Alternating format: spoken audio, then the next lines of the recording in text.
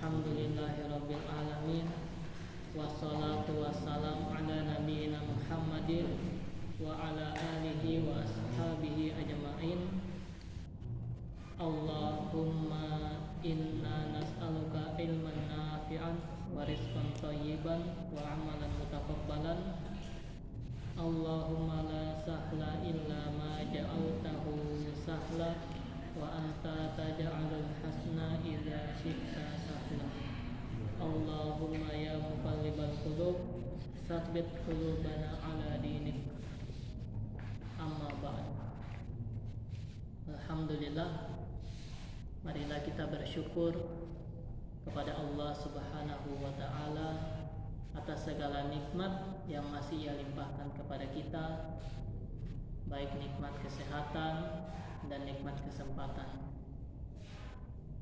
juga nikmat iman dan Islam, sehingga kita masih dapat berkumpul bersama di Masjid Pesantren Cahaya Quran yang semoga dirahmati Allah Subhanahu wa taala.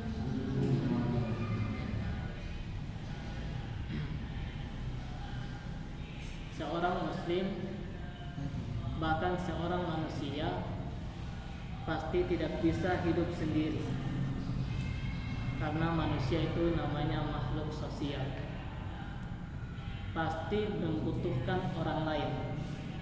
Sehingga karena faktor membutuhkan orang lain ini menyebabkan manusia pasti tinggal bersama-sama, tinggal bertetangga, tinggal di satu tempat, di satu kota, di satu pulau. Gak ada yang tinggal sendiri-sendiri, kayak tinggal sendiri di hutan atau tinggal sendiri di tengah laut. Beda bahasanya kalau yang tinggal di hutan itu kayak ini pondok yang jualan gorengan sama pop mie di atas gunung Lawu contohnya, atau di gunung mana yang ada yang jualan di atas. Nah, itu karena memang faktor pekerjaan sehingga mereka tinggal di sana sendirian. Mungkin kalau ada teman, mungkin tetangganya satu orang untuk jualan di atas gunung, atau di tengah laut orang yang pergi mencari ikan. Mungkin mencari ikannya itu gak hanya pergi satu malam, mungkin pergi berhari-hari, sehingga membangun rumah-rumah di tengah laut. Nah, itu memang menyangkut pekerjaan. Tapi kalau udah tinggal itu biasanya manusia pasti mencari keramaian, karena pasti membutuhkan orang lain, gak bisa hidup sendiri. Apalagi kita yang masuk pondok otomatis semuanya berkumpul di satu tempat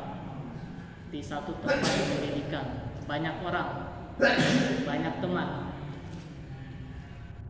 Sehingga di antara hak yang harus kita penuhi dalam berhubungan ini yang diajarkan di dalam Islam adalah senantiasa berhusnuzon. Apa itu husnuzon? Prasangka baik. Dan kita harus berhusnuzon, kemudian kita tidak boleh suuzon. Kita nggak boleh berprasangka buruk. Nah, itu yang harus kita lakukan dengan saudara kita sesama muslim. Karena ini sebagaimana yang disabdakan oleh Nabi Muhammad SAW, iyyakum wad-dhanna fa inna dhanna akdabul hadis. Jauhilah oleh kalian berprasangka buruk, karena berprasangka buruk adalah berita yang paling dusta, berita yang paling bohong. Karena apa?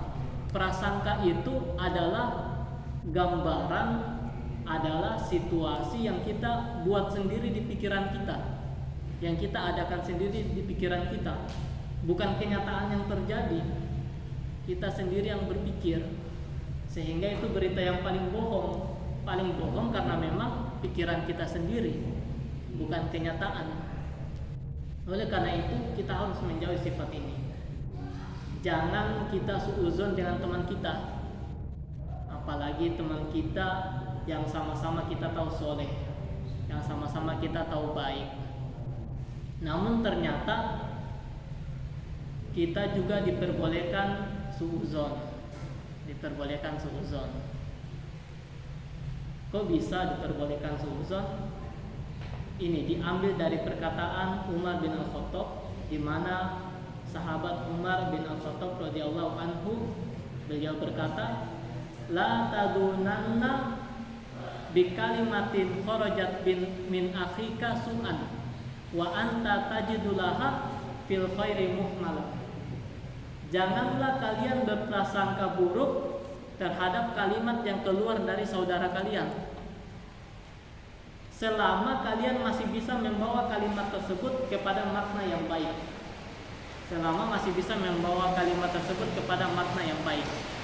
Jadi kalau konteksnya sahabat Umar kan omongan. Nah, ketika teman kita berbicara sesuatu, misalkan nih, kok bicaranya kok kayak mengejek kita, kok bicaranya kok kayak menghina kita, tapi selama masih bisa dibawa ke makna yang baik, maka kita bawa dulu ke makna yang baik. Misalkan, oh ini bukan menghina, memang teman kita ini cara bicaranya kayak gini. Contohnya orang Medan, cara bicaranya memang keras, cara bicaranya memang suka mengintimidasi, tapi aslinya enggak, memang kayak gitu orangnya. Nah itu kan masih bisa dibawa ke makna yang baik. Maka selama masih bisa dibawa ke makna yang baik, harus dibawa, nggak boleh suuzon.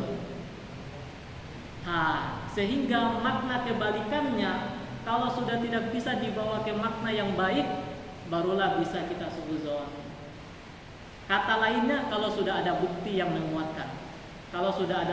menguatkan. Contohnya misalkan kejadian, kita parkir motor di depan tokonya orang, kemudian kita belanja. Kok kita dari dalam motor lihat itu di luar ada yang duduk di atas motor kita, kemudian tangannya kok kayak gerak-gerak mencurigakan. Kita boleh suuzon enggak kalau dia mau nyuri motor kita? Boleh, karena ada bukti yang menguatkan. Kalau cuma sekedar duduk, nggak ngapa-ngapain, ngobrol macam-macam, oh enggak lah, biasa anak-anak. Tapi kalau sampai ada bukti yang mengarah, bukti yang menunjukkan, menguatkan untuk kita suuzon, misalkan tangannya gerak-gerak macam-macam, nah itu baru kita boleh suuzon. Contoh yang lain, misalkan kita ketemu orang yang mana dia ini habis keluar dari gang tempat misalnya orang minum minuman keras. Maka kita bisa suuzon enggak kalau dia habis membeli minuman keras atau minum minuman keras? Bisa, karena udah ada faktor yang menguatkan. Kalau misalkan nggak ada faktor yang menguatkan, maka masih bisa dibawa ke makna yang baik. Kita bawa dulu ke makna yang baik. Untuk contohnya bisalah dipikirkan sendiri. Oleh karena itu, santri-santri sekalian, marilah senantiasa kita husnuzon kepada sesama saudara kita, selama perbuatannya, selama perkataannya masih kita bawa ke makna yang baik, kita bawa ke makna yang baik. Kalau memang ada perbuatan kok bukti-bukti yang menguatkan ke arah suuzonnya kita, maka boleh kita bersuuzon. Mungkin hanya sedikit yang dapat Ustaz sampaikan. Jika ada salah kata, Ustaz mohon maaf. Aqulu qouli hadza wa astaghfirullah li wa lakum wa lisairil muslimina min kulli dhanbin fastaghfiruh innahu huwal ghafurur rahim. Wassalamualaikum warahmatullahi wabarakatuh.